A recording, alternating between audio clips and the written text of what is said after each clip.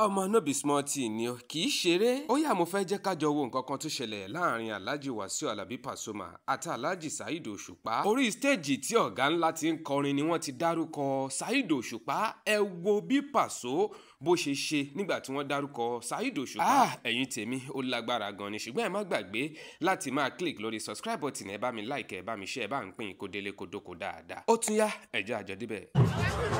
wọ́n dẹ̀ ẹ̀yin lẹ́ bá wo fídíò yẹn ṣe wà bí wọ́n dẹ̀ pé Alhaji kejì ó ti yé yín, wọ́n wá kọrin kí Alhaji kejì wọ́n sọ ṣé bọ́ọ̀lù ọlọ́run kìí ṣe wọ́n ní àwọn ìtẹ́kórí ẹ pé sọ jáde sọ pé Alhaji Saheed Òṣùpá wọ́n wá pè wọ́n wá kọrin fún Alhaji Saheed Amẹ́ríkà.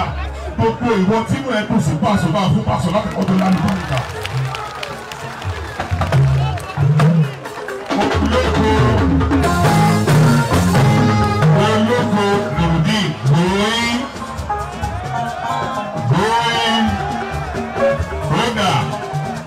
ológo ni ẹ lóòótọ́ máa wọlé bọ̀ ìwọ náà ó parí Paso láyé ẹ wọ́n náà wọ́n ni ẹ sóòrí ológo olùdí 419 ní ìpàlọ́ ìbí fún. eléyìí obìnrin ni ẹ̀yin ọkùnrin ẹ̀ tàbí ẹ̀ orúkọ obìnrin ni Oyindamọ́lá 07069997886 Oyindamọ́lá.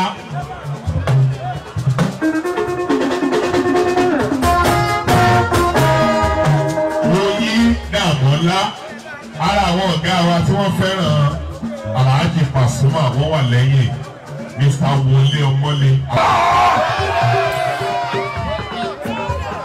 Oyindamọ́lá ẹ dúró tó bá confam a jẹ́ pé wọ́n pàdé Paso gbé tí ẹ̀ wọ́n náà wọ̀.